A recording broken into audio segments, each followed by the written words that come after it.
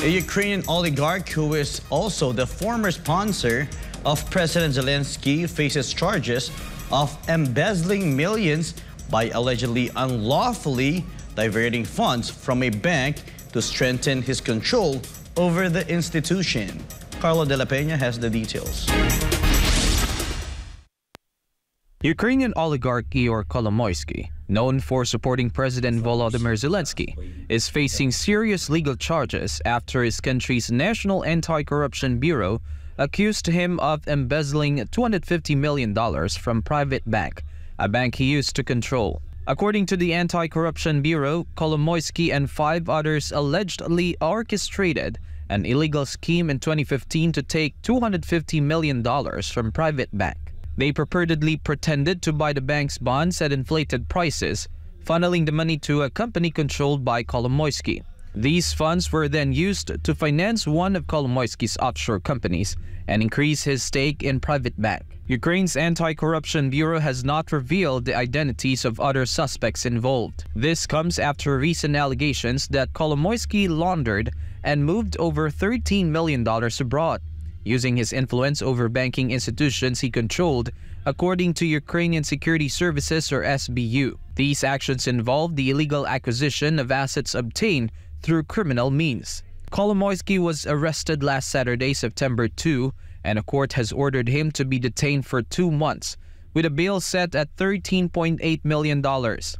His legal team plans to challenge the arrest, and a hearing is scheduled for later this month.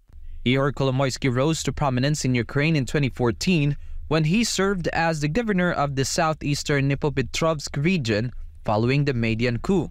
However, his tenure was short-lived, as he was dismissed a year later due to conflicts with then-Ukrainian President Petro Poroshenko. In 2016, Ukrainian authorities nationalized private bank owned by Kolomoisky, citing extensive fraud and a threat to the country's financial system.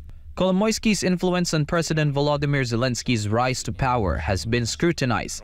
Zelensky, a former comedian, had a television show called Servant of the People, hosted by a media holding controlled by Kolomoisky. While the oligarch publicly supported Zelensky's presidential campaign, he had denied any significant personal ties to the current Ukrainian president. However, Kyiv Independent article reported that it was Zelensky's party that started passing laws banning the return of seized banks to their ex-owners and forcing oligarchs to register in a state database. After the start of Russia's so-called special military operation, Kolomoisky reportedly saw his stake in oil refining companies, Ukrotonafta and Ukronafta, nationalized by the state, while his passport was allegedly stripped with Zelensky's undisclosed decree.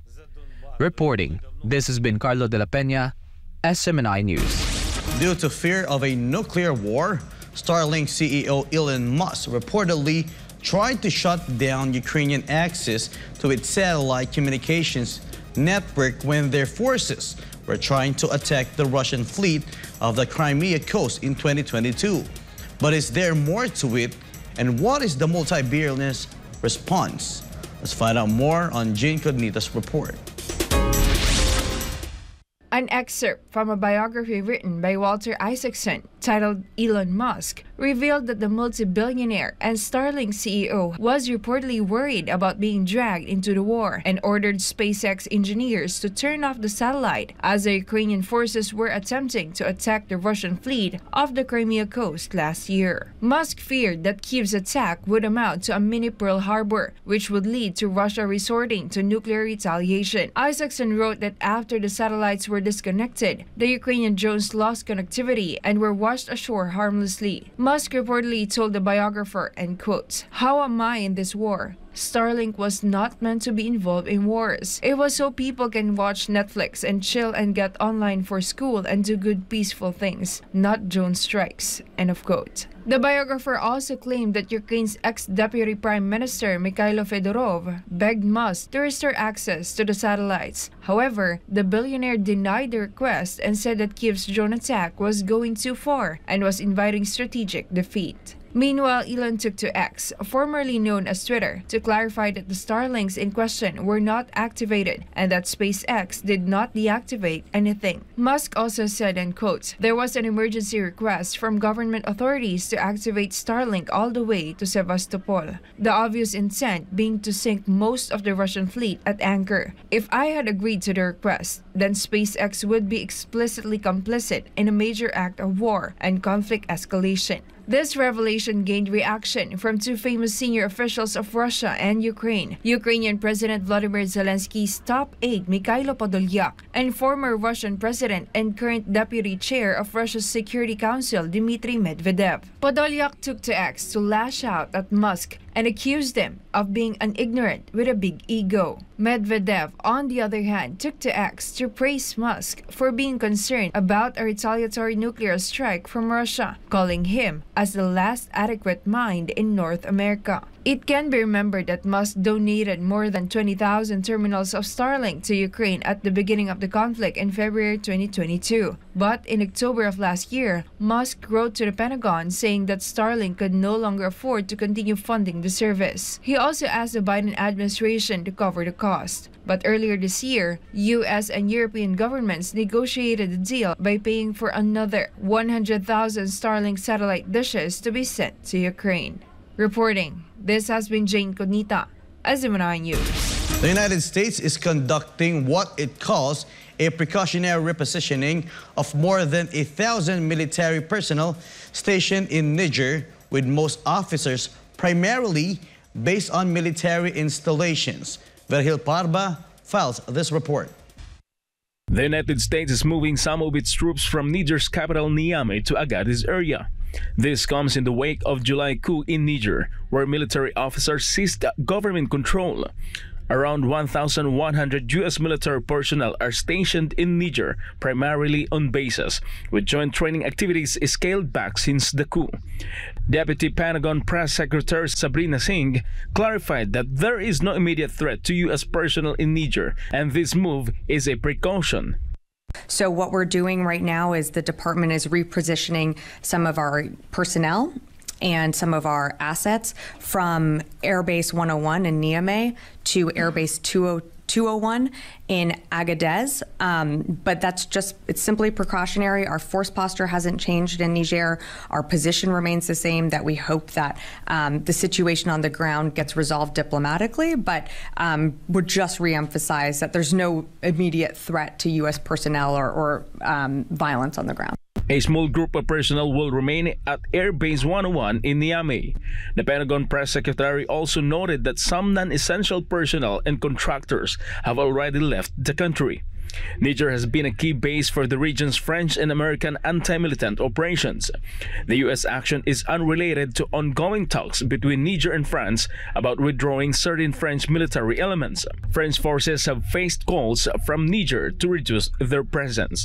In July, Niger's President Mohamed Bazoum was overthrown by his own guards and detained by coup leaders, sparking condemnation from the West African bloc ECOWAS, which threatened the use of force to restore civilian rule. Similar military takeovers have occurred in neighboring Burkina Faso and Mali, and the current leaders of these two countries are allies of Niger's junta military. In fact, last August, the Niger military authorized the armies of Burkina Faso and Mali to intervene in the event of aggression. Reporting, this has been Vergil Parba, SMNI News. World leaders involved in the G20 summit have already arrived in New Delhi, India, but among the top leaders notably absent was Chinese President Xi Jinping, who reportedly skipped the big event and will be represented by Premier Li Qiang. Kai Velen has the details. As the G20 summit draws near, Xi visited flood-affected villagers of Shaanxi City in northeast China's Heilongjiang province. Xi was seen walking into the fields of Langwangmiao village on Thursday to check how rice plants were affected by the floods. He also checked damaged houses and reconstruction of infrastructures while walking in the village streets. The Chinese president was also seen talking to the villagers to learn the losses of their supply of daily needs. He then encouraged them to bolster their confidence to overcome difficulties and resume normal work and life sooner. The province of Heilongjiang was said to be China's biggest grain producer. CCTV Plus reported that the devastation affected 17 townships, 161 villages, and 23 communities citywide. Some 28,500 households, amounting to 79,000 people, suffered damage, with almost 5,000 homes wrecked, 27,640 hectares of grain crops ruined, including 24,680 hectares that were completely destroyed. Meanwhile, the Chinese government said recovery efforts and reconstruction are in full swing. Kai Villan reporting SMNI News.